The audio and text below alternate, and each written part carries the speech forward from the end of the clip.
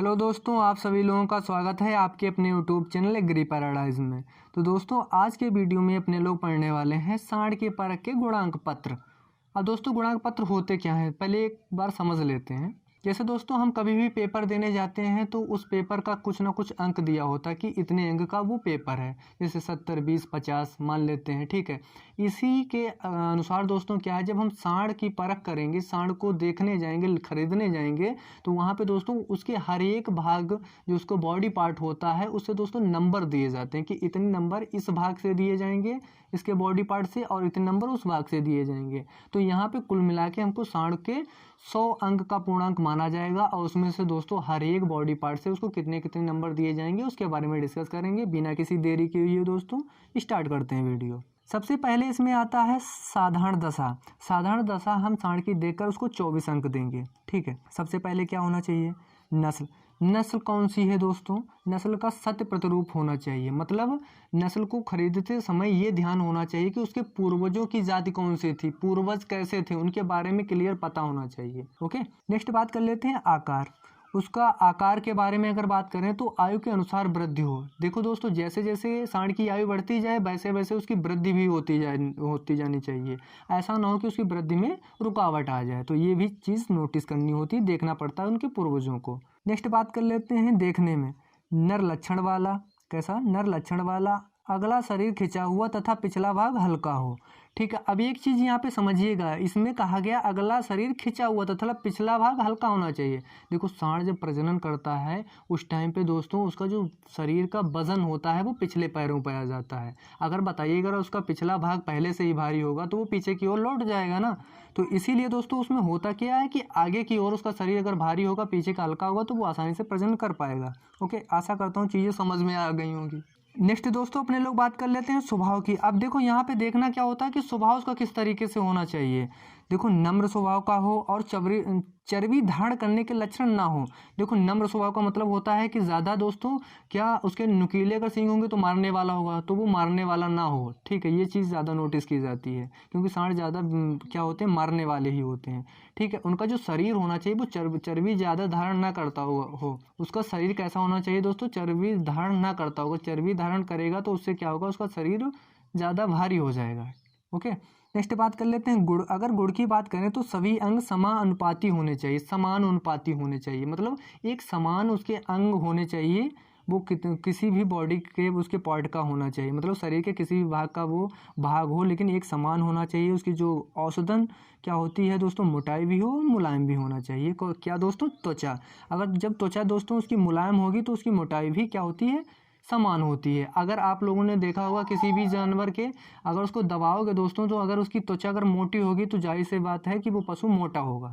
Okay, अगर हम इसकी प्रकृति की बात करें तो चंचल होना चाहिए। स्वभाव कैसा होना चाहिए, चंचल होना चाहिए, क्रियाशील और क्षमताशील होना चाहिए। अब यहाँ पे दोस्तों 2 पॉइंट हैं, क्रियाशील और क्षमताशील। ये दोनों सांड में बहुत ज़्यादा देखे जाते हैं क्योंकि वो प्रजनन के लिए यूज़ किया जाता है, ठीक है। तो वो क्रियाशील हो और क्षमताशील होना चाहिए। मोस्ट इंपॉर्टेंट, इस पे दोस्तों आप लोग इसे नोट कर लीजिए या दिमाग में एकदम बैठा लीजिएगा। ये क्वेश्चन दोस्तों अगर आए एग्जाम में तो वहाँ पे लिखकर ज़रूर आइएगा। ओके, नेक्स्ट बात कर लेते हैं नंबर 2 की, सिर और गर्दन। और सिर और गर्दन को देखकर कितने अंक देने चाहिए, 17 देना पड़ेंगे, ठीक है। अगर 17 से कम है तो वो पशु अच्छा नहीं माने जाएगा। अब इसमें देख लेते हैं सिर। सिर की अगर बात करें तो सिर कैसा होना चाहिए, सुंदर हो। अब बात करते हैं माथा की, तो माथा कैसा होना चाहिए, दोनों आंखों के बीच में चौड़ा हो। क्या होना चाहिए, माथा क्या होता है, माथा होना चाहिए दोस्तों, माथा मोटा होना चाहिए, मतलब चौड़ा होना चाहिए 2 सींगों के बीच में। ओके, और आंखों के बीच में भी ऐसा ही होता है। अब आंखें और माथा जो होता है, जो सींग ऊपर वाले और आंखें इनके बीच में माथा होता है, तो वो माथा कैसा होना चाहिए, चौड़ा होना चाहिए।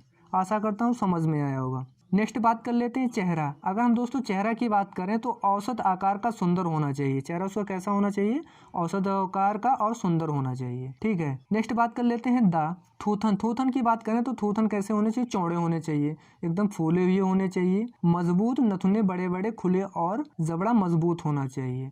अब देखिए दोस्तों, जब उनके नथुने होंगे वो बड़े बड़े खुले होंगे तो दोस्तों इससे क्या होगा, वो आसानी से ऑक्सीजन ले पाएंगे, मतलब कि उनके अंदर श्वसन क्रिया अच्छी तरीके से हो पाएगी, तो उनका जो ब्लड सर्कुलेशन होता है वो अच्छी तरीके से हो पाएगा, तो वो क्रियाशील हो जाते हैं। सांड अच्छे से क्रियाशील होते हैं। जबड़े भी उनके मजबूत होने चाहिए ताकि वो चारे को अच्छी तरीके से खा पाएँ, ठीक है। सांड में क्या होता है कि वो क्षमताशीलता उनकी देखी जाती है, वो कितनी क्षमताशील होने चाहिए, जितने ही क्षमताशील होंगे उतनी ही गाय को प्रजनन करेंगे, तो इसलिए इसमें बहुत ज़्यादा ये इंपॉर्टेंट माने जाते हैं। नेक्स्ट बात कर लेते हैं कान की। अगर हम कान की बात करें तो नस्ल के अनुसार होते हैं। अब यहाँ पे होता क्या दोस्तों, जैसे जैसे जो भी नस्ल होगी, जैसे किसी भी नस्ल में क्या है, उसके कान बड़े हैं तो जाहिर सी बात है उसके जो बच्चे होंगे, ठीक है, उसमें संतान होगी तो उसके भी कान छोटे या बड़े होंगे। तो आशा करता हूँ दोस्तों समझ में आया होगा। जैसी उसकी दोस्तों नस्ल होगी उसी के अनुसार उसके कान होंगे, ये चीज़ दोस्तों ध्यान में रखना। आँखें, अगर आँखों की बात करें तो आँख बड़ी व चमकीली होनी चाहिए, आँख बड़ी और चमकीली होनी चाहिए। आँखें बड़ी बड़ी और चमकीली होंगी तो पशु आकर्षित होता है, क्या होता है, आकर्षित होता है दोस्तों, कि उसकी जो सुंदरता होती है वो अच्छी मानी जाती है। सींग की बात करें तो सींग छोटे छोटे नस्ल के अनुसार, अब जैसे भी इसमें भी कान की तरीके से वही बात आ गई कि जिनकी दोस्तों जैसे किसी भी नस्ल में क्या है, सींग छोटे होते हैं तो उसकी जो संतान होगी उसमें सींग छोटे होंगे, किसी नस्ल में बड़े सींग होते हैं तो उसकी भी संतान में बड़े सींग होंगे, तो ये उसकी जात पे डिपेंड करता है। ओके, अब बात कर लेते हैं गर्दन। अगर हम गर्दन की बात करें तो उचित लंबाई की नर लक्षण वाली जो भली प्रकार से कंधों पर जुड़ी हो, उचित लंबाई होनी चाहिए गर्दन की, नर लक्षण वाली हो। लक्षण, अब यहाँ पे दोस्तों देखिएगा बोला है नर लक्षण वाली हो जो भली प्रकार से कंधों पर जुड़ी होनी चाहिए, एक सही ढंग से कंधों में जुड़ी हुई होनी चाहिए। ओके, नंबर 3 की दोस्तों अगर बात करें तो शरीर का अगला भाग देकर 10 अंक यहाँ से दिए जाते हैं। इसमें सबसे पहला आता है ककुद या टाँट। ककुद या टाँट क्या होता है दोस्तों, आप लोग फिगर बना के यहाँ पे दोस्तों दिखाते हैं। यहाँ पे आप लोग देखिएगा कि सांड में देखा होगा कि उभरी हुई संरचना पाई जाती है पीठ के ऊपर, पीठ और गर्दन के बीच में, ठीक है, उसको बोला जाता है टाँट। ठीक, अच्छे विकास वाली होना चाहिए। ओके, नेक्स्ट बात कर लेते हैं कंधे। कंधे कैसे होने चाहिए, औसत ऊंचाई के चौड़े पूर्ण हों। कंधे कैसे होने चाहिए, औसत ऊंचाई होनी चाहिए, एक समान ऊंचाई हो और चौड़े और पूर्ण रूप से होने चाहिए। ठीक है। टांगे, अगर टांगों की बात करें तो औसत लंबाई की सीधी एवं एक दूसरे से क्या होनी चाहिए दोस्तों, एक प्रॉपर दूरी में होनी चाहिए, दूर दूर होनी चाहिए। ऐसा ना हो कि वो टांगे लड़ती हुई हों सांड की, तो ये भी नहीं होनी चाहिए। औसत लंबाई की भी हो, सीधी होनी चाहिए, एक दूसरे से प्रॉपर दूरी में होनी चाहिए। आशा करता हूँ चीज़ें समझ में आ रही होंगी। अगर किसी भी प्रकार का किसी को डाउट है तो कमेंट करके ज़रूर बताएं। ओके, नंबर 4 पे दोस्तों बात कर लेते हैं धड़। धड़ से 18 अंक दिए जाते हैं। कितने, 18 अंक दिए जाते हैं। इसमें सबसे पहले आता है सीना। अगर हम सीना की बात करें तो गहरा और चौड़ा होना चाहिए। देखो अब यहाँ पे दोस्तों मैं एक एक चीज़ को क्लियर करके फिगर नहीं दिखा सकता हूँ कि गाय या सांड का फिगर दिखा के उसके कहाँ पे कौन सा पार्ट पाया जाता है, सीना कहाँ पे होती है, पीठ कहाँ पे होते, कूल्हे कहाँ पे होते हैं। ये सारी चीज़ें अगर आप लोगों को देखनी है तो हमारे दोस्तों पहले के जो वीडियो मैंने डाल रखे हैं, गाय, सांड, ठीक है, और दोस्तों भैंस, इन सारे पे मेरे प्रॉपर वीडियो बन चुके हैं। उनकी जो शारीरिक क्रियाएं होती हैं, जो उनके पार्ट होते हैं शरीर के, उनको नामांकन किया गया है, अच्छी तरीके से समझाया भी गया है। जिन लोगों ने नहीं देखा तो प्लीज़ जाके देखिएगा। तो दोस्तों अब बात कर लेते हैं पीठ की। तो सीधी, मजबूत, लचीली हो। पीठ कैसी होनी चाहिए, सीधी होनी चाहिए एक तो, और दूसरी बात है कि वो मजबूत हो और लचीली भी होनी चाहिए। ठीक है, एकदम कड़क नहीं होनी चाहिए। कूले, कूले दोस्तों क्या होते हैं, जहाँ से पैर उनके जुड़े होते, धड़ से पैर जुड़े होते हैं, उसको कूले बोला जाता है। ठीक है, मजबूत और चौड़े होने चाहिए। नेक्स्ट बात कर लेते हैं पेट की। अगर हम पेट की बात करें, उनका जो पेट होना चाहिए वो लंबा होना चाहिए। लंबा होगा तो वो चारा अधिक खा पाएगा, और चौड़ा होना चाहिए। ठीक है, जिससे भी चारा अधिक से अधिक आएगा। मजबूत होगा तो चारा अधिक आएगा। लोचदार होगा तो पसली वाला, मतलब दोस्तों जो पसलियाँ होती हैं उनके अंदर गैप होनी चाहिए, ज़्यादा गैप भी ना हो, ज़्यादा चपकी भी ना होनी चाहिए। तो सामान उनकी पसलियों के बीच में जब गैप होगी तो वो लोचदार पेट होता है। अब दोस्तों नंबर 5 की अगर हम बात करें तो शरीर का पिछला भाग, उसको देखकर 21 अंक दिए जाते हैं। कितने दिए जाते हैं, 21 अंक दिए जाते हैं। तो सबसे पहले इसमें हम अपने लोग पढ़ लेते हैं पुट्ठे। जो पुट्ठे होते हैं, मैंने पुट्ठों को भी बता रखा है कि कहाँ पे पाए जाते हैं। जिन लोगों ने वीडियो नहीं देखा तो पिछला वीडियो हमारा देखिए, नहीं तो आप लोगों को नीचे मिल जाएगा, वहाँ से भी देख सकते हैं। ठीक है, लिंक नीचे मिलेगी। इसमें दोस्तों क्या है कि शरीर की लंबाई में अच्छी लंबाई चौड़ाई वाला उत्तम ढलान का हो। जो दोस्तों जो पुट्ठे होते हैं, शरीर की लंबाई में अच्छी चौड़ाई उनकी होनी चाहिए, अच्छी लंबाई होनी चाहिए। ठीक है, उत्तम ढलान होना चाहिए। उत्तम का मतलब है कि अच्छी प्रकार से ढलान होना चाहिए, ये नहीं कि ढलान है ही नहीं और ढलान है तो बहुत ज़्यादा है। ये सारी चीज़ें उसमें देखी जाती हैं। अब बात कर लेते हैं गर्दन की हड्डियाँ। गर्दन की जो हड्डियाँ होंगी वो उभरी हुई, चौड़ी और दूर दूर तक हों।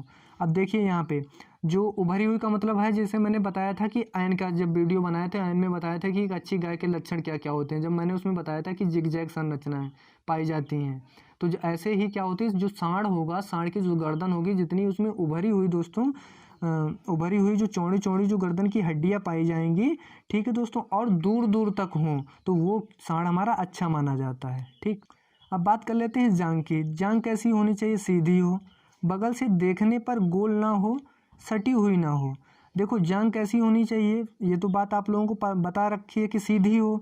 बगल से देखने पर मतलब कि जब सांड के हम बगल से देखेंगे तो वो गोल आकार में ना दिखे, मोस्ट इंपॉर्टेंट, और सटी हुई ना हो, मतलब एक में चपकी हुई ना हो। ओके, अब बात कर लेते हैं पूंछ की। अगर हम पूंछ की बात करें तो अच्छी प्रकार से जुड़ी हुई पूर्ण गुच्छे वाली हो। देखो दोस्तों, उसकी जो पूंछ हो वो अच्छी प्रकार से जुड़ी हुई हो, उसके जो धड़ से हो, जहाँ से पूंछ जुड़ी होती है वो अच्छी प्रकार से जुड़ी हो और गुच्छे वाली होनी चाहिए, मतलब गुच्छा टाइप का बन जाता है नीचे, वो गुच्छा अच्छी तरीके से बनना चाहिए। ठीक है, नेक्स्ट बात कर लेते हैं पिछली टांगे। इनकी पिछली टांगों की बात, तो देखो पिछली टांगे, इनकी टांगे जो होती हैं सांड की बहुत ज़्यादा इफेक्ट करती हैं, उसके बॉडी पूरी बॉडी उसी पे रुकती है आके जब वो प्रजनन करता है। तो इसीलिए जो पिछली टांगे हों वो चौड़ी हों, वर्गाकार हों, सुंदर, लचीली तथा मजबूत होना चाहिए। मोस्ट इंपॉर्टेंट, मजबूत टांगे होनी चाहिए पिछली इसकी सांड की दोस्तों। अब बात कर लेते हैं पैर। अगर हम पैर की बात करें तो देखने में छोटी एड़ी, गहरी तली, समतल हो। दोस्तों जब हम सांड को देखें हों, जब उसके पैरों को देखें तो देखने में उसकी जो एड़ी होनी चाहिए वो छोटी हो। एड़ी आप लोग समझते होंगे कि आप लोगों के भी पैरों में एड़ियाँ होती हैं, तो जैसे इस तरीके से कुछ एड़ियाँ बनी होती हैं, ठीक है, इसे एड़ी बोलते हैं। गहरी तथा समतल होनी चाहिए, गहराई में हो और समतल होनी चाहिए, एक बराबर होनी चाहिए। ठीक है, नंबर 6 की दोस्तों बात करें तो चिन्ह या रूडिमेंट्री थन 4 अंक दिए जाते हैं। रूडिमेंट्री थन की बात करें तो दोस्तों जो देखा होगा जो उनपे थन जैसी संरचनाएं बनी होती हैं उसको बोला जाता है, तो वहाँ से 4 अंक इसको दिए जाते हैं। चिन्ह एक दूसरे से दूर वर्गाकार स्थिति में हो। जो थन बने होते हैं नीचे सांड के, तो वो दोस्तों उनको बोलते हैं रूडिमेंट्री, ठीक है, वो दूर दूर हों और वर्गाकार स्थिति में होना चाहिए। ये भी दोस्तों इसका एक इम्पॉर्टेंट फीचर है। नंबर 7 की बात करें, अंडकोश या बीजांड, यहाँ से इसको 6 अंक दिए जाते हैं सांड को। ठीक है, तो दोनों समान हो, जो उनके अंडकोश हों वो दोस्तों एक समान होने चाहिए, दोनों समान आकार के भी हों, अंडकोश मजबूत और ठीक प्रकार से जुड़ा होना चाहिए। अंडकोश कैसा होना चाहिए, मोस्ट इंपॉर्टेंट दोस्तों, ये लाइन तो आप लोगों को एग्जाम में लिख के ही आना है, ज़रूर। इसमें क्या है, दोनों समान होने चाहिए, एक बराबर के होने चाहिए। फिर से एक बार रिपीट कर रहा हूँ, और दोस्तों अंडकोश मजबूत व ठीक प्रकार से जुड़ा होना चाहिए। अब देखिए दोस्तों, यहाँ पे कुल मिला के टोटल अंक कितने हो गए, 100 होगा। पूर्णांक कितना है, 100 का। तो मैंने आप लोगों को आशा की है कि समझाने की। अगर आप लोगों की किसी भी प्रकार का डाउट है तो कमेंट करके ज़रूर बताएं, ठीक है। और ये दोस्तों क्वेश्चन यहाँ से दोस्तों लॉन्ग क्वेश्चन में अगर पूछा जाएगा तो ये ज़रूर पूछा जाता है, या दोस्तों 1-2 नंबर में पूछ लिया जाता है। तो इसमें तो मेन जो मैंने फीचर बताए हैं उनको दोस्तों अगर आप लिख कर आएंगे तो आपको अच्छे से अच्छे मार्क्स प्राप्त हो जाएंगे। Thank you for watching.